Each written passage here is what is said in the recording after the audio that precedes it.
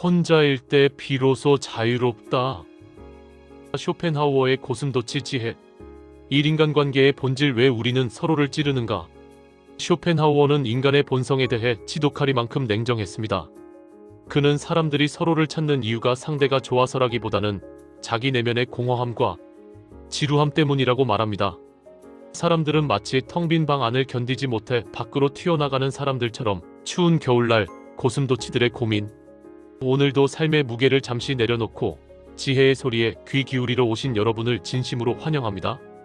혹시 오늘 누군가와의 대화 끝에 씁쓸한 기분으로 돌아오지는 않으셨나요? 가까운 친구에게 건넨 진심이 오해로 돌아오거나 평생을 바쳐 뒷바라지한 자식의 무심한 한마디에 가슴이 내려앉지는 않으셨습니까? 독일의 철학자 아르투어 쇼펜하우어는 인간관계를 추운 겨울날의 고슴도치에 비유했습니다.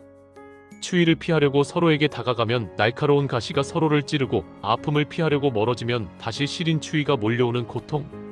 이것이 바로 우리 인간이 평생 겪는 관계의 굴레입니다. 인생의 황혼기에 접어든 지금, 우리는 이제 그 가시에 찔리는 아픔을 멈춰야 합니다.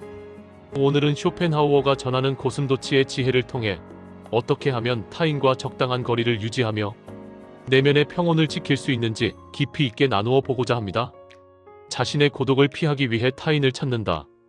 하지만 그렇게 만난 타인 역시 텅 비어 있기는 마찬가지다. 우리는 외로움을 달래기 위해 누군가에게 다가갑니다. 하지만 가까워질수록 상대방의 결점, 이기심, 그리고 나와는 다른 가치관이라는 날카로운 가시를 발견하게 됩니다.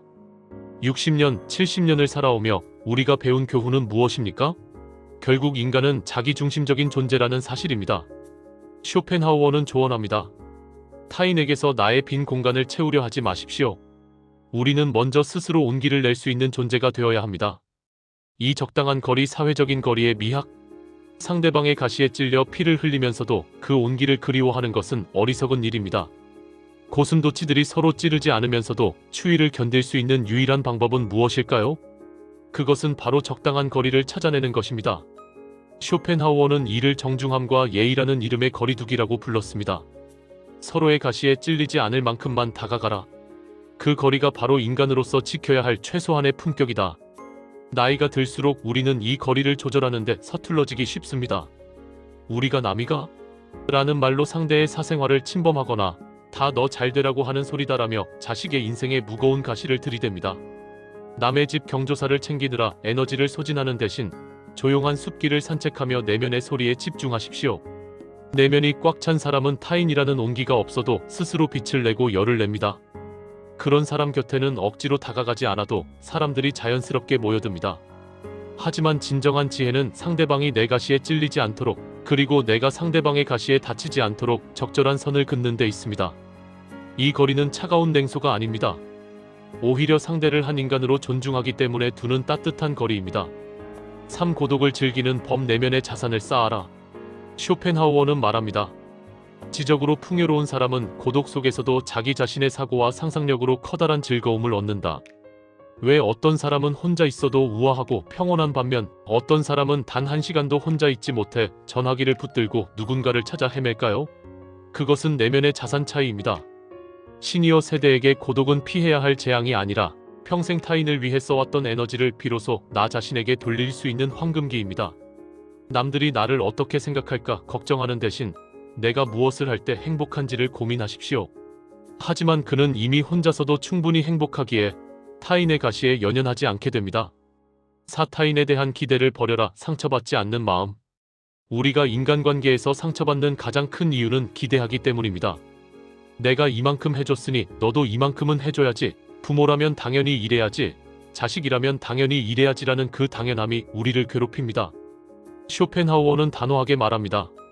사람은 누구나 자신의 지평선 이상을 보지 못한다. 타인이 당신의 깊은 마음을 알아줄 것이라 기대하는 것은 사막에서 샘물을 찾는 것과 같다. 상대방이 나를 실망시켰을 때 화를 내지 마십시오. 그것이 그 사람의 본성이고 그 사람의 한계일 뿐입니다. 고슴도치가 가시를 가지고 있는 것이 잘못이 아니듯 인간이 이기적인 마음을 가진 것 또한 자연의 이치입니다.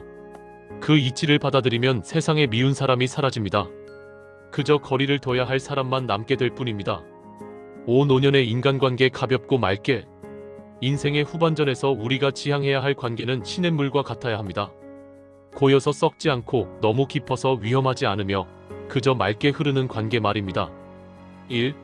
말수를 줄이십시오. 내 가시를 남에게 보여줄 필요도 없고 남의 가시에 찔릴 틈을 주어서도 안 됩니다. 2. 비밀을 간직하십시오. 오늘 나의 비밀을 공유한 친구가 내일 나의 적이 될 수도 있다는 사실을 쇼펜하우어는 경고했습니다. 3. 홀로 있음을 연습하십시오. 하루 중 일정 시간은 반드시 누구와도 연결되지 않은 채 오직 자신과만 대화하십시오. 7. 고독은 신이 주신 마지막 선물입니다. 여러분, 이제 고슴도치의 우화를 다시 떠올려 보십시오. 우리는 이제 추위를 피하기 위해 타인의 살 속으로 파고들 나이가 아닙니다. 각자 적당한 거리에 서서 서로의 존재를 묵묵히 인정하며 각자의 체온으로 겨울을 견뎌내야 합니다. 쇼펜하우어는 우리에게 차가운 비관론을 가르친 것이 아닙니다. 오히려 타인에게 휘둘리지 않고 내 삶의 주인으로 당당하게 서는 법을 가르쳐 준 것입니다. 홀로 있을 수 있는 사람만이 자유롭다. 이 말은 외톨이가 되라는 뜻이 아닙니다. 내 마음의 중심이 단단히 서 있을 때 비로소 타인과의 관계도 건강해질 수 있다는 뜻입니다. 오늘 밤 전화기를 내려놓고 조용히 차 한 잔을 마시며 스스로에게 인사를 건네보십시오. 그동안 남의 가시에 찔리느라 고생 많았다. 이제는 내 온기로 나를 안아줄게. 여러분의 노년이 쇼펜하우어의 지혜처럼 고독하지만 품격 있고 혼자이지만 풍요롭기를 진심으로 기원합니다. 오늘 준비한 낭독은 여기까지입니다. 이 글이 여러분의 지친 마음에 작은 위로와 깨달음이 되었기를 바랍니다. 내용이 좋으셨다면 구독과 좋아요로 마음을 나누어 주십시오. 다음 시간에는 여러분의 삶을 더 빛나게 할 또 다른 철학자의 지혜로 찾아뵙겠습니다. 시청해주셔서 감사합니다. 시청자님을 축복합니다.